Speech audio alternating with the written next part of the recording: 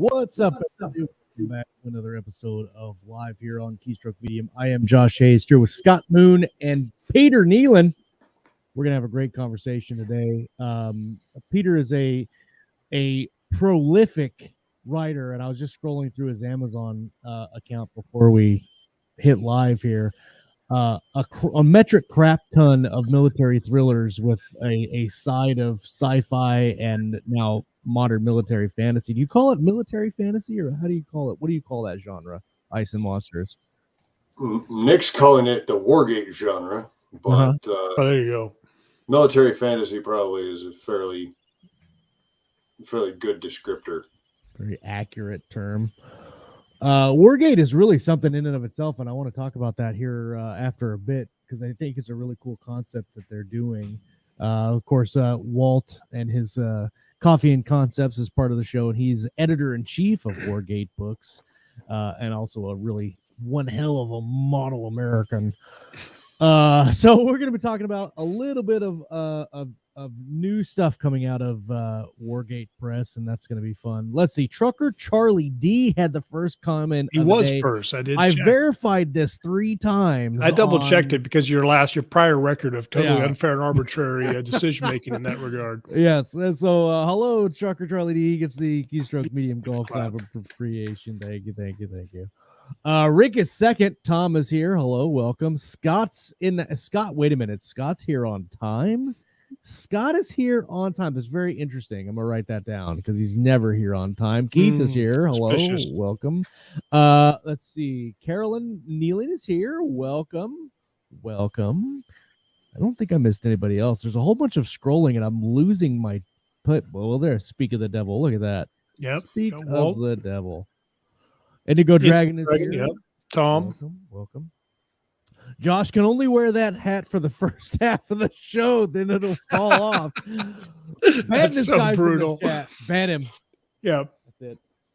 Tom's here. What's up, Tom? Welcome. Josh probably Rick's will be crying. So toxic in the chat. Listen, I can't remember who I was telling this earlier, but it was Ken Britz. We were talking about the game, and I said, the Chiefs, I know where the Bengals are coming from, because the Chiefs were horrible for like 30 years and finally got good. And the Bengals have been in the same boat. So if the Chiefs were going to get beat by anybody, I'm glad it was the Bengals and not somebody like the Cowboys or the Patriots or some. She's saying you'd rather beat by some other 30-year losers? Yes. Yeah. I think you should rephrase that. Let's start when over. You say it like that, Scott, it's not. It doesn't carry the weight. I love of the what Chiefs too. No, you don't. I have the opposite problem. I was a Nebraska fan all my life because it's genetically required of me to be so, and then they, started to suck, but they were like completely unstoppable for the first half of my life. See, that's why you're not a true fan, because we lost. I'm still wearing the stuff. When I started watching them religiously is when they started to lose, and so I've backed away from any sport that I cared about. It's literally my fault. Sorry. Go Big Red. Yay. Let's see. Let's talk about weekly updates now. Scott, since you're a loser, you can go first. I'll go first. Well, first of all, I did not watch the Chiefs game, so you can't blame that one on me. Yesterday, we were busy getting our house ready for showing. We're going to sell it, of course, and move into a tiny apartment. So we're going to have, 5 people in a 3-bedroom apartment. It's going to be kind of a wake-up call for the kids. They're going to love it. And my barky little dog. That'll be great, too. Mavis. Yeah. So that's going to be fun. Lots of different things I didn't think about, because all my kids, for once, have finally decided they all want to be musicians, which is what I've always wanted since my long hair rock band days. And now they all want to play all these instruments. I'm like, that's a great time to move into an apartment. Let's make some noise. I'm sure we'll be very popular. Well, it's going to be great. Did some of that. I got up this morning, wrote my butt off to get my daily words in. My January performance on our word count challenge was pretty mediocre. I think I got 52 out of 100,000 I shot for. But I'm back in it. I'm going to do much better in February. So everybody that's doing that, good luck. Yeah, so I hammered some words this morning, cleaned for about 4 hours, had a bunch of pictures taken of the house so we can get it listed, and hopefully it'll sell quickly, and I can move over to the west side where Josh lives. Heck yeah. What's the saying? West side, best side. West side, best side is the appropriate terminology. Right. So we'll do that. And then other than that, I have Blue Sun Armada 3 mission is going live tomorrow, February 1st. So that's the third book in that series. Pretty excited about that. Working on finishing up The Last Reaper 13. But the big news is Mission 1 is a short story that was just recently narrated by Ray Porter of the first Reaper mission, like a kind of a prequel. And Jeff's giving that away at Variant for people that want to sign up for his audiobook newsletter list. So if I can, I'll try to put the link in the chat. I'm not sure if I can do that if you have to, Josh. I'm looking for it right now. I'm getting in the group and finding it. I saw it earlier and I meant to save it and then I didn't. Yeah, I have it someplace. But anyway, that's something I'm really excited about. They sent me the proofing files and I listened to them and they were freaking amazing. Probably the best short story I've ever written. But then again, that's because I had 12 and a half books under my belt with that character before I wrote the short story. So I kind of knew where I was going with him and some of his attitudes. So very, very excited about that. That's about it for me. Just lifing like usual. Okay, well, I've got the book funnel link from the Renegade. I think if you put that in there, then when you go to the book funnel, it'll ask you to sign up for the newsletter, and then it'll give you the file. I wanted to make sure I was getting the right link. So it's in the live chat now. It'll be in the show notes for the rest of the show. You mentioned Keystroke Rimo. You got 3,100 words today, which is amazing. Yeah. Stop that. Let's see, where am I? I've got like 2,200 and some change that I need to add in there. And so this is what I want to point out for everybody that is hesitant or is continuing to be like, I don't want to get on the deal because I don't want to fail or not do as well as everybody else. My goal is 50,000. I did not make that goal. I think I'm about 5,000 short. Scott's goal is 100,000. He didn't make that goal either. I didn't come close, but we swing for the fences anyway. We still wrote, and you can see on the day's log that we have consistent days. Of course, I haven't done today, but this is mostly about consistency. And then when you get on here and you look at this list and you say, look at all these people putting in their words, it's highly motivating. And I know a lot of people are having a whole bunch of fun logging their words. And I mentioned Dean Floyd missed like 4 days in a row and then got 273 words on that fifth day. And I made a note on that column. I said, this is the most important day of that week because you started writing again. You got it back into it. And you got right back on it. And that's a lot of what this spreadsheet can do. And motivation is great, but accountability is probably better. Most of us probably need accountability more than we need consistency. 100%. I mean, more than we need motivation. Get that consistency. Yeah. So if you want on the list, if you haven't got on the list, send me a message on Facebook or an email, and I can get you added. It's a cool thing. Let's see. I am almost at 60,000 words on Weaponized. I was gonna try to hit that today, but then I lost track of time. And then Scott was like, "Hey, are we doing the show?" And I'm like, "Son of a bitch, I don't have links," and I had to stop and do a whole bunch of crazy stuff for that. So I'm super close to 60,000 words on that. Last week I finished and turned in the short story Open-Ended Contracts for Jamie Ibsen's Wanted Dead or Alive anthology. It's his 4th Bounty Hunters anthology, I think. I got that turned in. It's a paired short story with Amy Duboff. And is your Bounty Hunter story better than the Boba Fett?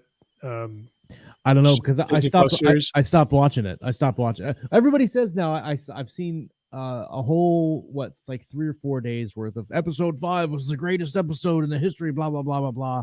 But I never got to episode 3 because it was so god awfully boring. I haven't seen one that's the greatest episode ever. I've only seen ones that make me want to vomit in my mouth, but maybe that's a little more than you need to know right now. We can talk about that on some other show. Yeah. Probably getting sidetracked. Let's see. I don't know. Oh, I finished a couple of chapters in Tranquility last week too. That book is coming right along, and that's about it. I have one of my New Year's resolutions this year was to read more, and so I am keeping track of all the books that I'm reading. And so far this year, it was kind of a cheat because I finished books in January that I started reading in December. But I count them as January, damn it. And so I have 6 books finished so far this year. And reading Chuck Manley's first Jack Dark book, and then I'm reading Lisa Richmond's Rift that hasn't come out yet.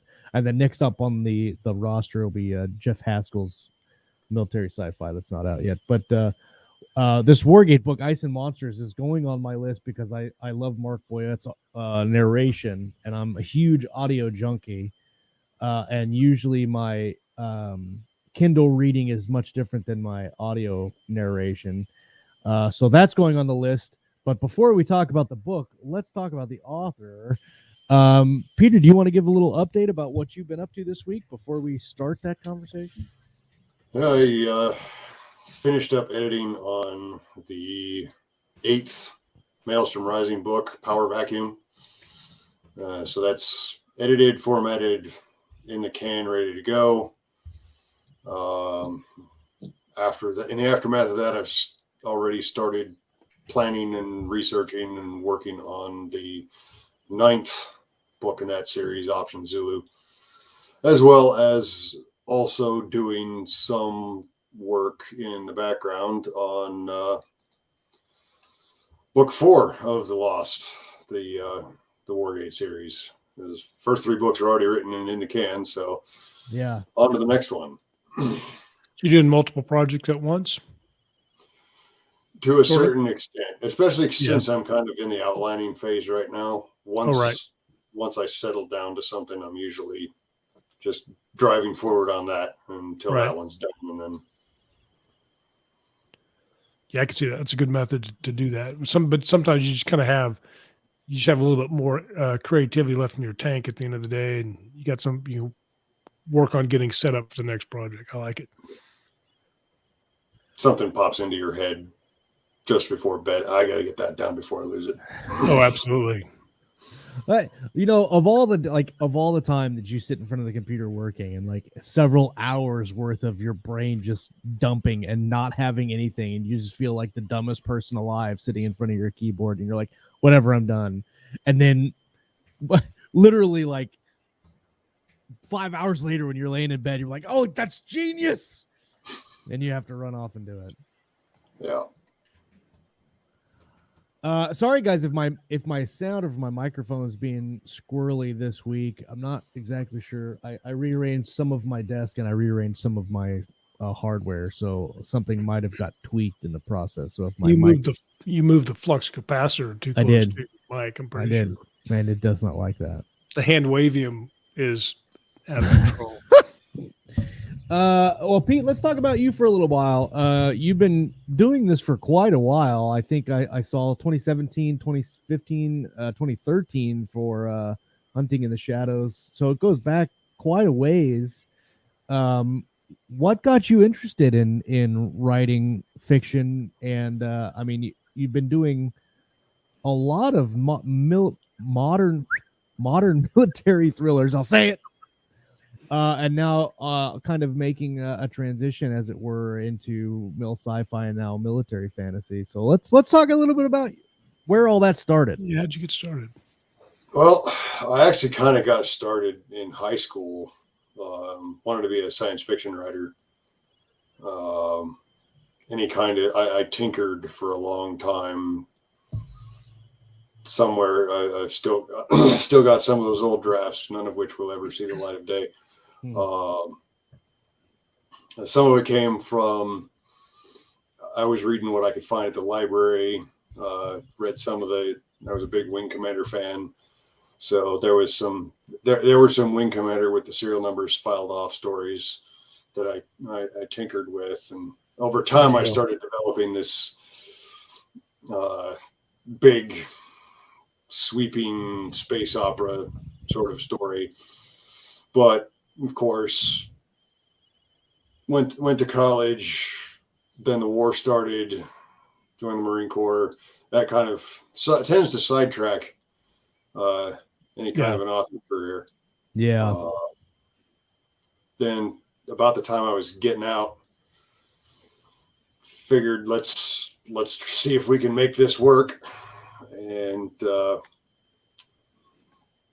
I developed something of a backstory for that big science fiction story series that I had in mind that I still haven't actually started.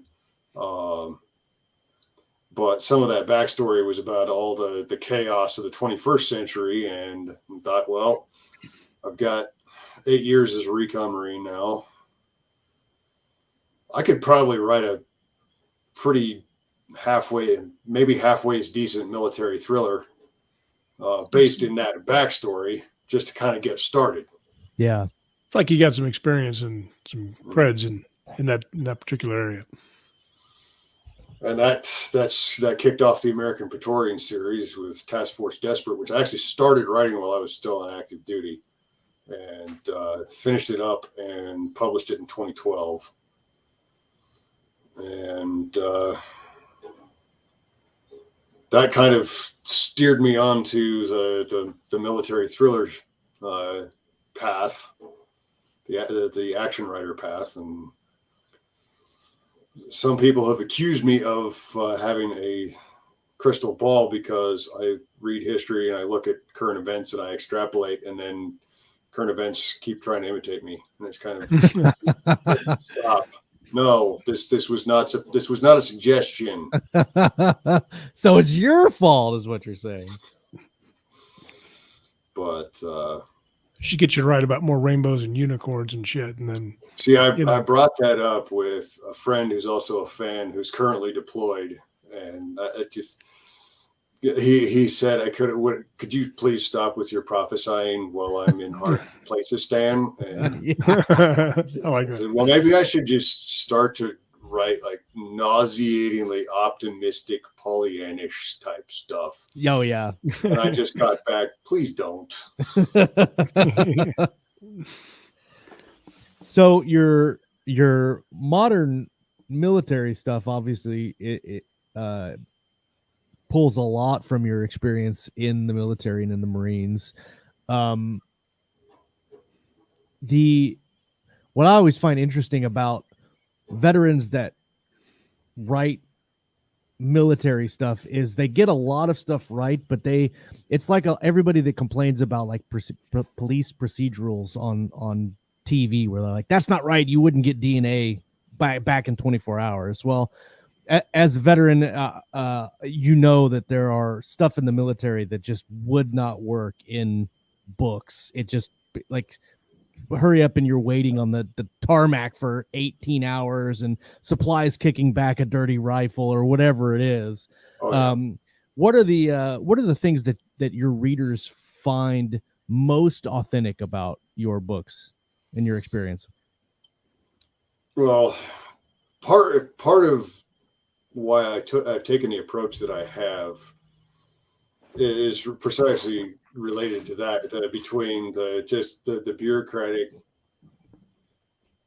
hey, we've gotten off at 1300 for the Monday through Thursday. Now it's Friday noon, and we've got 1,500 things that have to get done before we can go on Libo. So 100%. now we're going to stay late. Stuff like that. So I deliberately they're still all veterans, but most of my main focus characters are all contractors. Oh, right on. And I wrote an article on my blog about this a couple years ago, why I write mercs.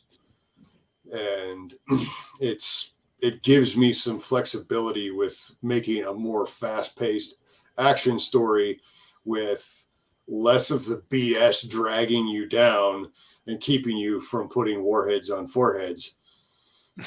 When that's what people want to read about, is putting warheads on foreheads. They don't want to read about, we just inserted 15 clicks to follow up on this tip we got. That's the rumor in the souk right now about 100 insurgents hiding out in this wadi, and we get to the wadi and there's nothing whatsoever there, and you couldn't hide 100 sheep in that wadi. So yeah, I draw on my training, I draw on my experience, but again, it's like, so I've occasionally used the term shooter wish fulfillment for some of my stuff. It's like, this is the way a lot of us wished we could have done this stuff. Yeah. Yeah. And it's a lot easier to do that as contractors instead of enlisted or commissioned. Or as a fiction writer. Well, I meant that it's more believable for, it's easier to suspend disbelief if it's a contractor for people reading that kind of fiction, especially for veterans reading it. Well, and you're going to get, I mean, you always get those reviews from people who are in whichever branch they were, and they want to argue and they want to leave a review like, well, this is the way we did things in our unit, such and such. And, it seems like some unnecessary drama because you're kind of arguing about stuff that maybe doesn't matter for a story per se. I'm sure it matters. Walt says you've never used the armor kicking back a dirty rifle. It's interesting. I've never done that, but now that you say it, and now that I've said it, like I kind of want to do it now.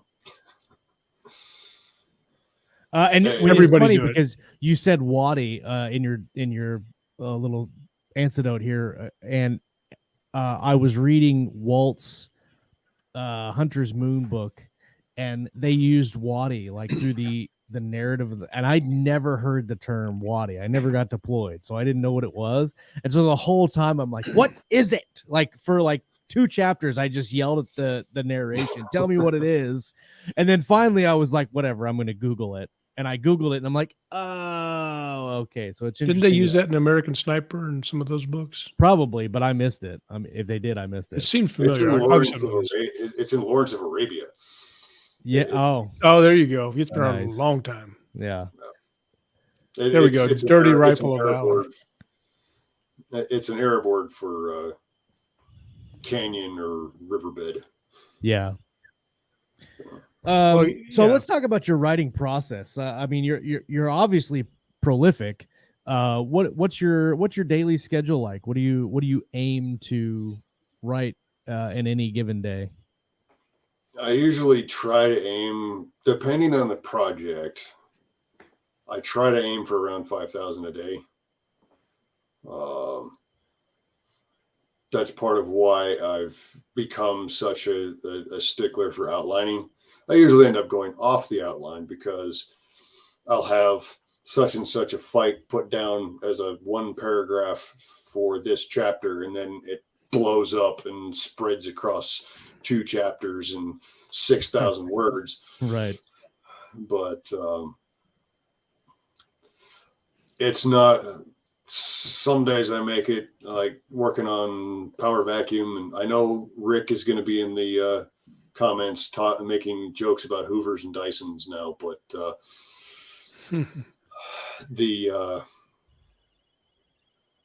I was averaging about 4, I think, with that one. So did you do really extensive plotting then?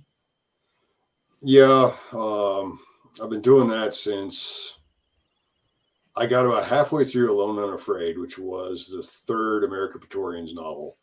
Realized I'm not exactly sure where this is going. Stopped, outlined the whole thing, and powered through it from there. And I've been doing that pretty much ever since. I've actually written more of The Lost by the seat of my pants than I have anything since those first 2 American Praetorians stories. Really? Why do you think that is?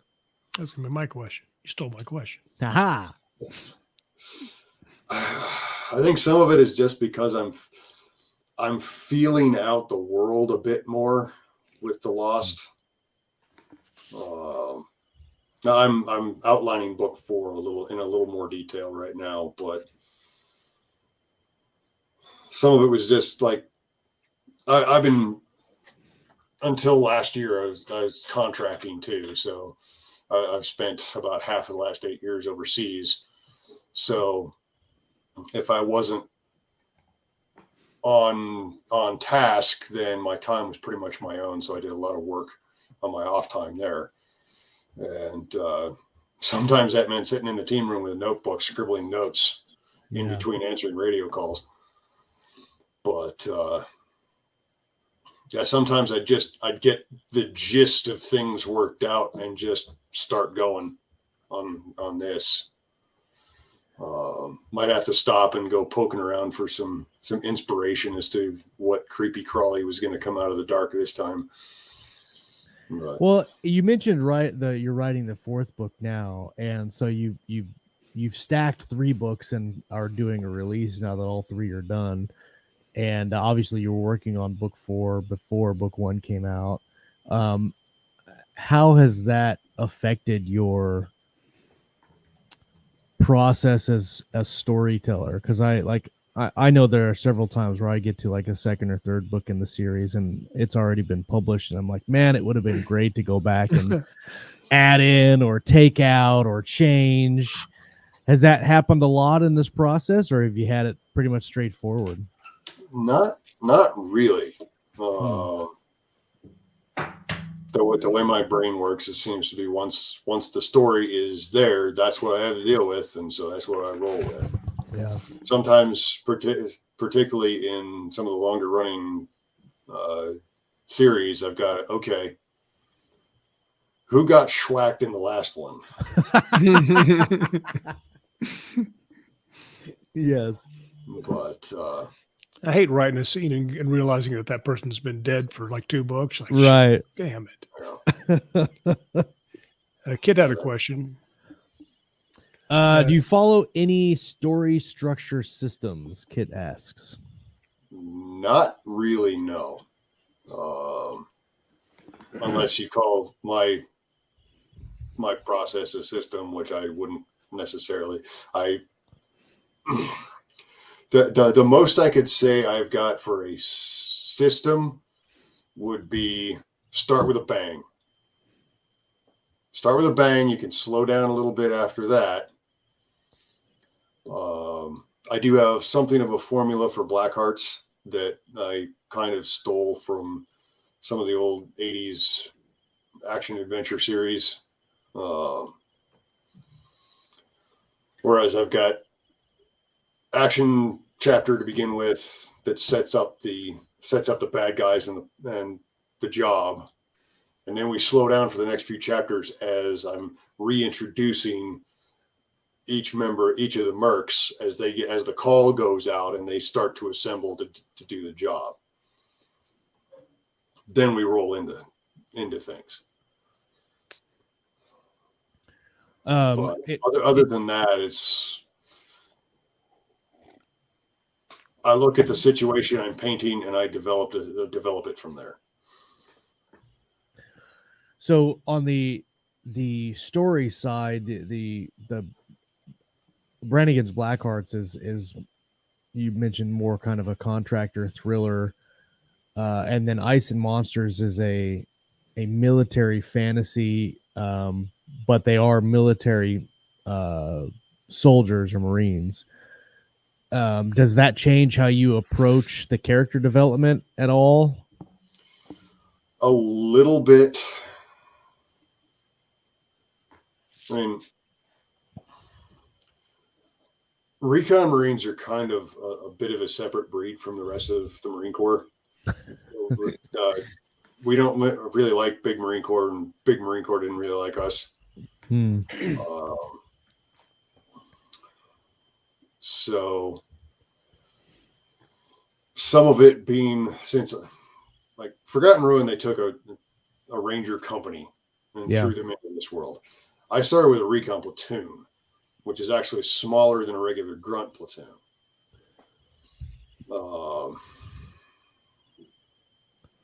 So yeah, there are some differences, but particularly given the situation that they get thrown into, it boils down to survival and the realization that there is no big Marine Corps looking over our shoulder right now. So we can proceed as we think we need to, which to a certain extent is every recon Marine's dream. It's like, just give me the mission and let me go do it and stay out of the way. Well, I guess we should break down kind of what Ice and Monsters is. It's part of the Wargate brand, which is something that Nick Cole and Jason Onspach have kind of pioneered over the last year, starting with Forgotten Ruin, and then there's Wayward Galaxy isn't a part of Wargate. It's something else, isn't it? I don't think it is, no. But Wargate is basically the overarching concept of the brand is modern military thrown up against like epic fantasy elements like dragons and trolls and that kind of thing. So tell us a little bit about the inspiration for Ice and Monsters in the world it's set in and all of that. Well, Nick hit me up about a year ago with the said enigmatically that I've got a project in mind if you're interested and you want to talk. So, yes. Yeah. What do you have in mind? And he sent me a reader copy of Forgotten Ruin, and my initial thought was that he wanted me to write a Forgotten Ruin spin-off, but I got back, no, we want your series. It's like, okay then. And I've always going back to the first time I read Tolkien and getting into, I got into the Viking stuff before the Vikings TV show, and I was into Vikings before it was cool. But, so back when like 13th Warrior came out, you're like, this is my jam. Best film version of Beowulf ever put on the screen. That was good. Such a good movie. Watch that one again. There may be a few echoes of 13th Warrior in this series at some point as well. But yes, just that setting of that, the mountains and the trees and the northern thing, as some people describe it, has always kind of appealed to me. At the same time, most of my heritage is Irish, so I wanted to draw on some of that Celtic side as well, and so I pulled a lot of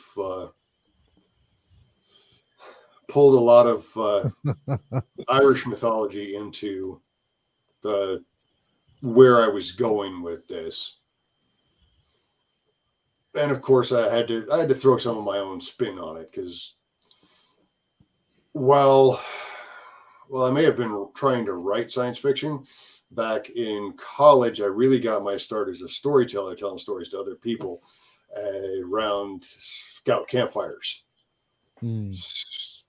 creating nightmares and hallucinations for Boy Scouts in the dark. So there's a little bit of that in there too, but I knew I wanted to take it a little bit different. It needed to be a different thing than Forgotten Ruin. It couldn't just be Forgotten Ruin with serial numbers filed off. Can you talk a little bit, like expand on that? Because for Forgotten Ruin, for all intents and purposes, the company gets dropped in the middle of something that they don't really understand, and it's on what they think is a different world, and there's a whole bunch of stuff going on. And so you mentioned you don't want it to be kind of a copy of that. So can you talk about that without spoiling anything?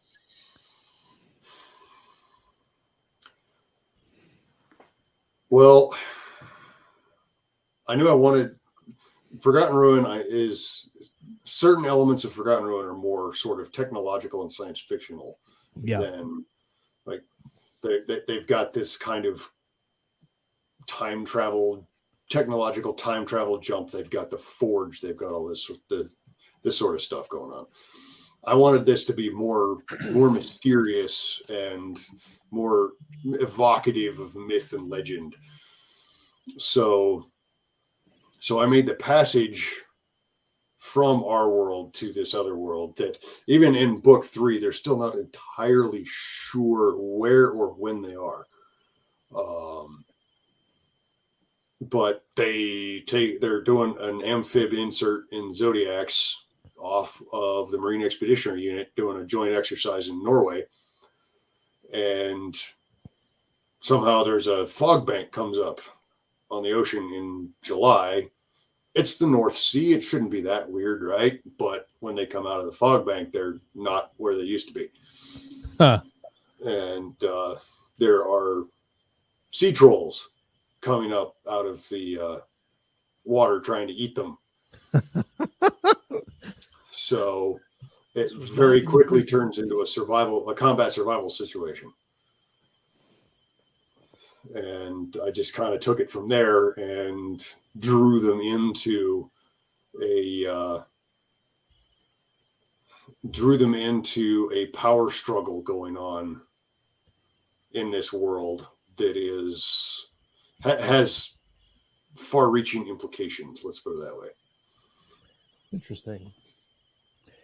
I love the mysterious aspects of what you're talking about, and then even in Forgotten Ruin, I was struggling to come up with the idea. So full disclosure, they Nick and Jason approached me last year to do a Wargate book, and I've got about 25,000 words written in that book, but I had to put it on pause for a contract that I got paid for in advance, and so I needed to work on the project I had got paid for already, and it's still sitting in the wings, and I still want to write it, but I wanted to do a different take, like you're saying, but make the gateway permanently open, and so you could go back and forth between the different worlds, and to see what kind of dynamic that would create in the world itself, but then also on this fantasy place. And I think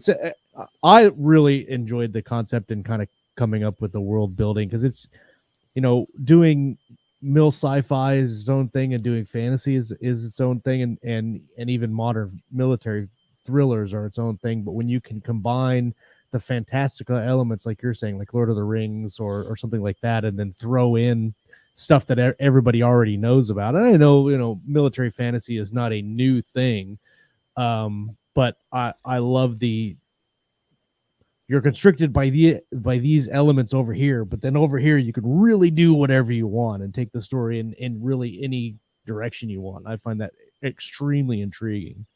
It's always been a fascinating genre for me. My actual love of reading started with a book called The Doomfarers of Caramonde. I'm sure I say that wrong, but I probably read that book in high school like 6 or 7 times. And that's basically a Vietnam era APC crew gets thrust into a fantasy world, and the first thing they do is basically get blasted by a dragon. They have to do a bunch of fighting, but it's just a cool. I don't know why it's such a cool mashup. So I think it's really, should be popular for lots of people. I love fantasy. I love military thrillers. Putting them together, I mean, it seems like the way to go.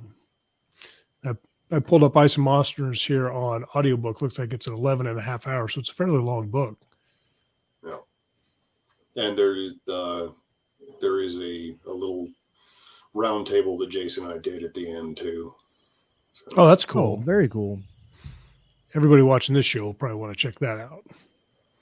Just for the round table in and of itself. For sure. Well, for the whole thing. Yeah. And you've planned 4 books, obviously. I know you're doing all these other thrillers and other projects too. I'm guessing that if it takes off, you'll just keep going. How far have you planned out right now? I know you're working on the 4th book, but do you have ideas? I'm probably planned out to book 6 or 7 by now, and I'm still not at an end point. Huh. So, Well, it's funny that you mentioned the writing a chapter, but then having to, like, adding in chapters as you go, which I do the same thing, like figuring, oh, I need to do this, this, and this before we get to there, and I never, the ending just keeps getting pushed back and pushed back and pushed back. Usually when it comes to that, for within the book, for me, it's usually more of a, okay, I need to stop this chapter here, because this is a good break point, as Murphy has just stuck his oar in and flipped the table. So we cliffhanger this chapter and then pick it up in the next one. And that's when the stories just come to life. That's what that's about.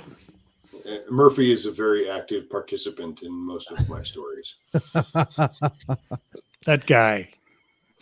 Well, but sometimes it could be a good thing. Like I've had several instances over the last couple of weeks where Murphy has shown it. One happened just this morning, and I was trying to figure out how to merge these two things that were happening. And when I sat down and thought about it, the why didn't make any sense because of A, B, and C or whatever it was. And then as I'm sitting there trying to work it out, it just comes to me, just Murphy just crapping on the book, and it worked out. Sometimes it doesn't.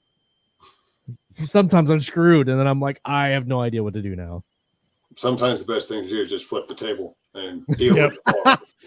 Yep. What's there's the writing advice? You put your characters in a tree and then throw rocks at them, and maybe light the tree on fire. Set the tree on fire. see how they do.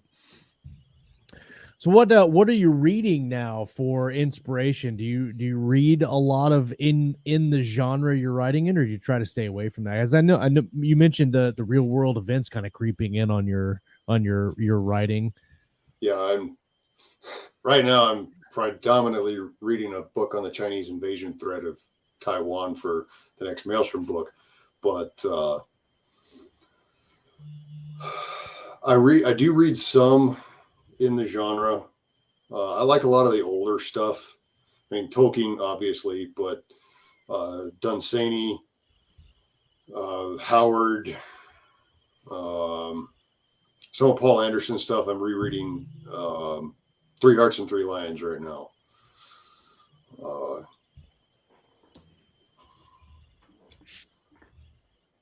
I've never heard of that book. Yeah, I'm usually reading about 6 or 7 books at a time, so I'm kind of bouncing between subject matters and genres. And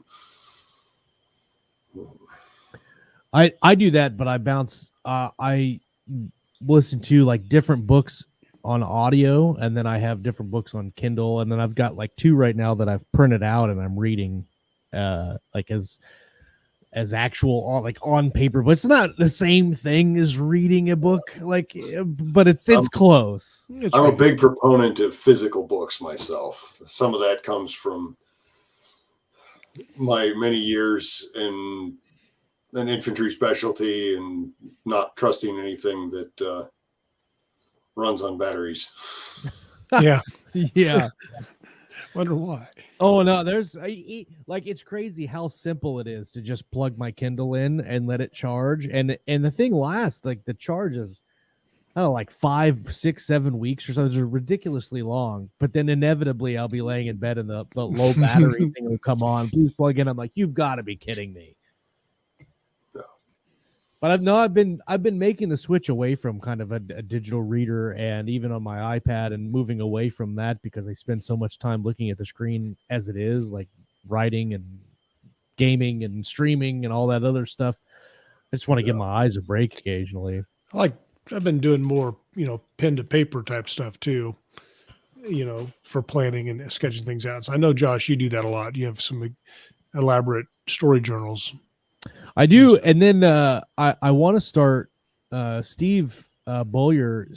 Well, I was talking to him the other day, and we both have Remarkable 2 tablets, and basically it's not a iPad tablet. It's just for writing, and you can do sketching and stuff like that. But it will take your handwritten text and convert it into typed text like a Word document. Which one is that? The Remarkable. That's remarkable. Yeah. Yeah. And it does a really good job of interpreting your handwriting and like where your sentences end, and you can do like basically just handwrite an entire chapter and then upload it handwriting to text, and so I want to start doing that, because that's how Steve said he's been knocking out like 4,000 word days just handwriting. I bet you if I use it, I'll break it. I'm going to get one and I'm going to break it. And then I'm going to call you and be like, cuss and swear. Why won't this thing work? I don't know. I'm not a remarkable genius. I don't know. Don't call me about that. You are ahead of me on all of this stuff. That's why you get the first call. Dio81 Sinokin says, Bomb so late, we'll catch the replay. Once again, great book, Peter. Looking forward to more. Thank you. There's more coming. And you're a big part of the Galaxy's Edge crew, are you not? Like the insiders and all that. Are you involved in any of that? Not. I mean, I've been talking to Nick and Jason off and on for a few years now. Yeah. I am a big fan. I haven't really been able to afford a subscription to the insider thing lately, but yeah, I've been down with Galaxy's Edge since Legionnaire came out. I was reading it on my phone on a move and downrange. Nice. Back in 17. Yeah. It's a great book. I remember reading it like a couple of times back to back. Not very many books that I could read literally twice in a row, the same book. So good stuff. They definitely started something there. Kayleen says she wants one. I'm assuming she's talking about the Remarkable here. Been eyeing it for years. It's really good, and it is expensive. But if you like actually use it, I think it's worth it. It's not like one of those things where you could buy. Like I had an Apple Watch for a really long time, and then I just found out why I just wasted like $300 on this useless watch that all I do is look at text messages when they come in, and I don't use it for anything else. Because we all need to look at our text messages. Yeah, like it. So I'd much rather just have a cheap, like $50 watch and just have the watch. I've just got an analog stainless steel. That's the way to go. I just got one from Amazon that was like $38 or something like that, because I wanted I had a digital for a long time. Remember, I used to step up my watch game a little bit. Remember, I used to be enraged for spending $38 on a watch, and now people are like, I'll drop $600 on an Apple phone so I can get 100%.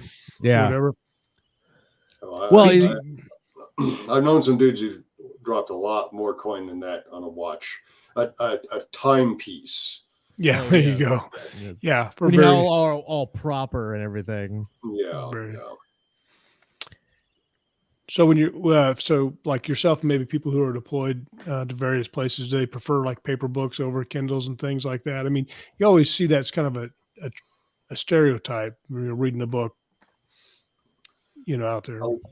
A lot of guys, at least on the contract side, at least the contract I was working on, usually went with the Kindle or the digital, just for space. Yeah. We were traveling every 2-3 months.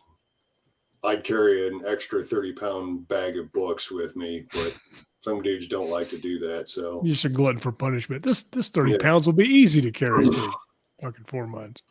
But some guys read a lot. Some guys try to find the end of the internet. Some guys binge watch Netflix for hours on end. Remember one couple guys were talking about some show they were watching. I'm like, I have no idea what the hell you're talking about. This is what it looks like when you don't have a side gig. Right.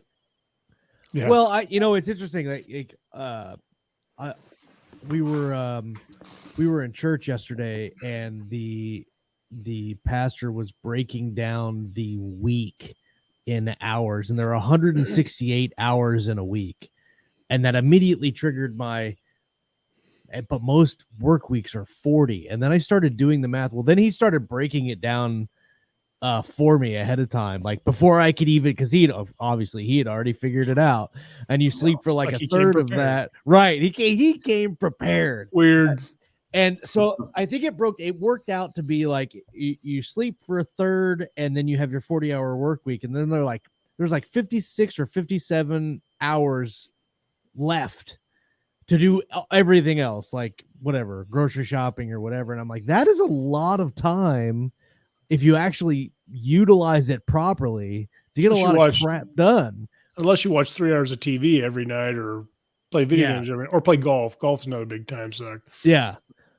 Well, I was just thinking, like, in terms of content creation and writing and actually getting words done, which is one of my big pushes this year was to concentrate on really being focused with my time and making sure that I'm doing the work that I need to get done, because otherwise it won't get done.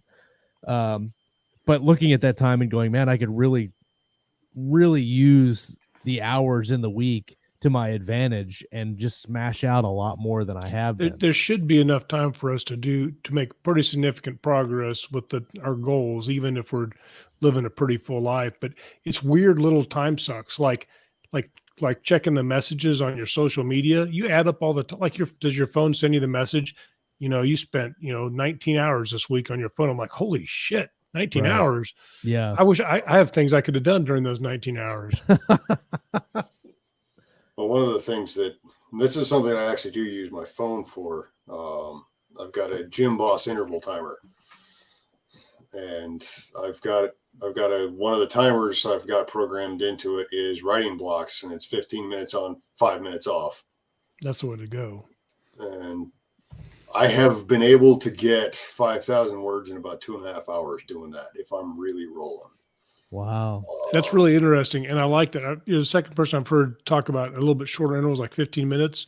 Because like a lot of times I do the Pomodoro method is 25 and 5.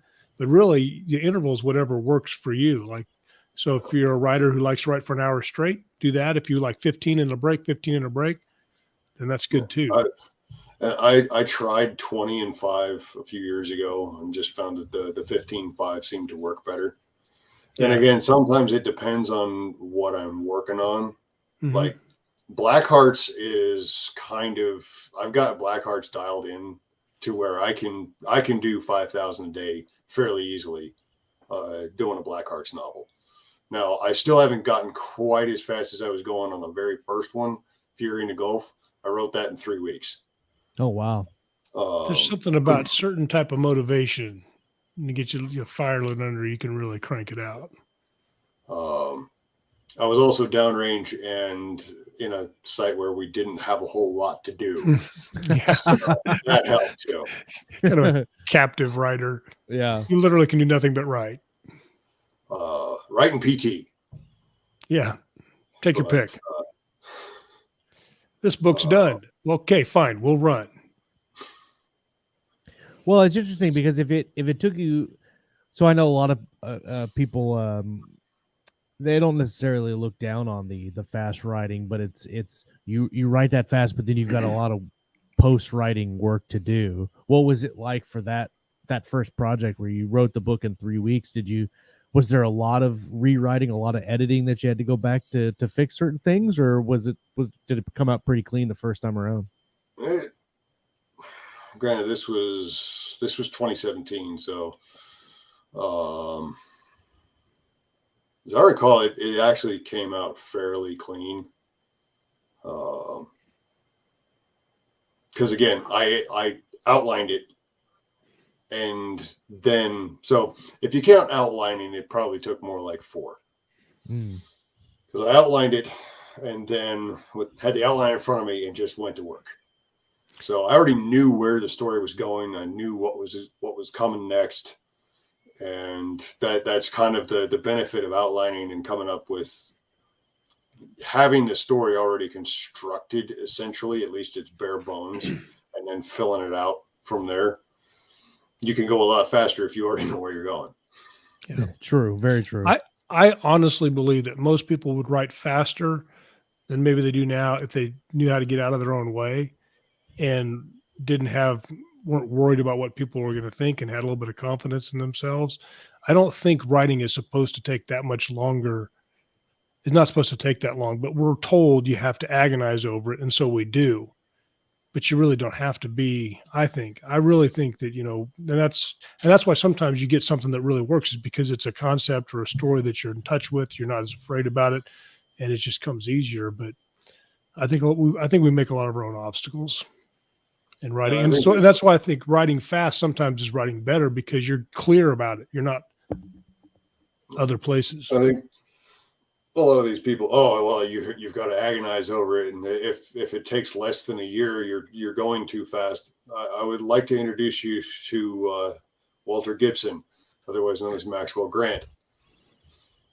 250 some shadow stories in novel length shadow stories in how long? Like 5 years? Yeah.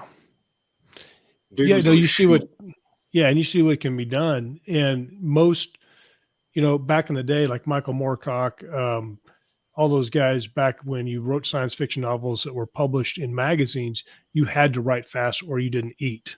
And they were great writers. Nobody would argue otherwise.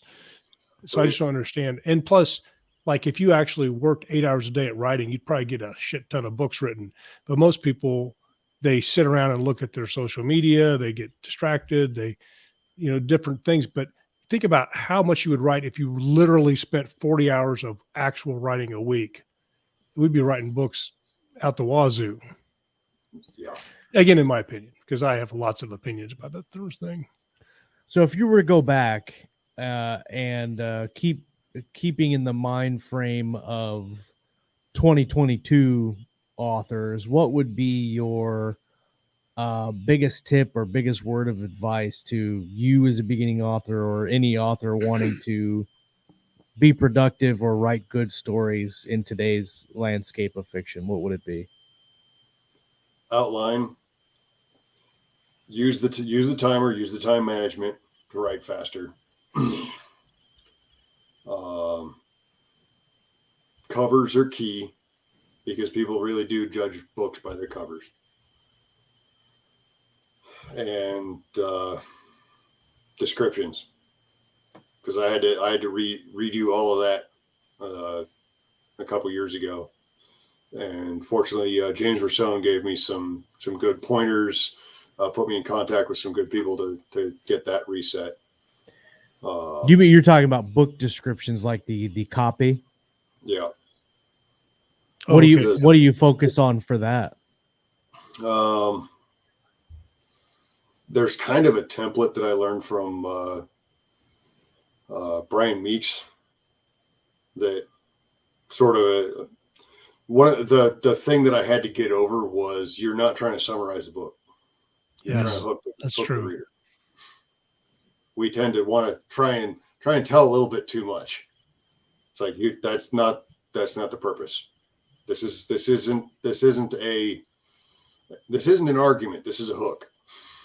Yeah. Well, it's the same thing with covers. People want the cover to accurately represent, a specific scene or scenes in the book, when really you're looking for kind of the mood or inspired by the story, rather than like, this is the exact time my character did this in the book. Yeah. And I had to learn to, like, one of Kill You On, I wrote as a standalone. I've since kind of folded it into the Brannigan's Blackheart series. Lots of characters crossing over from Kill You On into that series. But it's had 3 covers over the years. And I had to get over this. It's got to be the exact weapons that were used in the novel. It's like, no, it doesn't actually matter that much. As long as what is going on is depicted sufficiently well in a attention-grabbing enough manner that it hooks the reader to take another look at it. That's what matters. It doesn't matter that whether it's an AR-10 or the SIG 556 that they used in the book. Mm-hmm. There's always going to be somebody who complains about it. Oh, yeah. When I came out with the second cover, somebody complained that there was an EOTech on it when they were using my Aimpoint T1s in the book. Like, how dare you? Yeah. Those kind of, those people really kind of. Hey, but at least they're paying attention. I mean, it's cool that they are, but I mean, those kind of, I wonder what their mindset is, or their thoughts are when they're, I'm going to tell this author that he was wrong about the gun on the cover as opposed to the gun in the manuscript. Like point out a story flaw, like something that didn't work, that actually didn't work, not something that you didn't like, not that the character on the cover was holding the wrong firearm. That kind of stuff or just just makes had me the laugh. wrong optic on the right firearm. Oh yeah, Yeah. talk about minutia. Yeah. Well, and it depends too, because your artist may not be nearly as familiar with firearms. He's just trying to make it look like it's the angle's right in his hand, and True. and you got to take what you get, I guess, sometimes And like that. sometimes he's working with stock photos that he's only got so many options. Yep, And exactly. I can get kind of exotic with some of the gun porn sometimes, that you're not necessarily going to find a stock photo with a dude in the right attire with that particular rifle. So, yeah. No, absolutely. Yeah. Yeah. You go out and buy, $8,000 worth of firearms so you can take the right photos. Yeah, no joke. This picture's really expensive. If I had the money, I Why wouldn't not? object necessarily, but Yeah. Right. Yeah. Well, let's see. The next The Lost book comes out March 1st, and that is Shadows and Crows, the second book in the Lost series. I'm putting the Ice and Monsters link in the live chat now. It'll be in the show notes after the fact. If you're into military and you're into fantasy and you want to check this book out, I highly recommend it. Go and check out his book or listen to it on Audible. Mark Boyette did a fantastic job, or always does a fantastic job narrating, especially mil sci-fi. I feel like he does a lot better when he's doing that kind of genre than any of the other ones that he's narrated. I've listened to a lot of his books. Did he do Strikers War? Who did Strikers War? Ray Porter did Strikers I War. got wrong. You're right. Mark Boyette did. He did something of yours. Didn't he do the first Order of the Centurion book? No, I can't remember. I can't remember. He's a good narrator though. I've always liked his stuff. He's done some. He did do Order of the Centurion. Always a good narrator. Yeah, he's like. Well, Pete, thanks for coming on the show today, man. I'm really glad we had to sit down and chat with you. Everybody in the live chat, thank you guys for coming and hanging out with us on this fantastic Monday afternoon. If you're listening on the audio feed and you didn't know, you can come hang out with us on YouTube or on Facebook. Just search Keystroke Medium. We're the only ones there. If you're in the mood or need for some coffee, keystroke.medium.com/coffee. We've got 6 different blends you can pick up. You can get a whole bean. You can get it ground.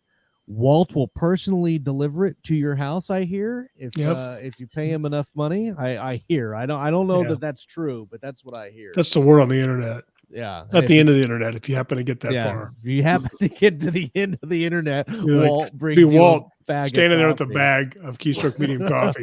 You've reached the end of the internet. With the what's the drip deal that he does? The French press. Press deal, yeah. Or no, he's got the pour over is the big thing. Oh, okay. Although I'm sure he knows the French press too. Does some super fancy coffee, and I'm just like, put it in a pot and turn the pot on. Let's see. I don't know what we're gonna have next week. I think we might just have a roundtable next week. But everybody that joined us, again, thank you guys for coming and supporting the channel. We really appreciate it. If you're watching on YouTube, like this video, subscribe if you're not, and come back next week. We're going to talk about some reading, some writing, and of course everything in between right here on Keystroke Medium. Peace.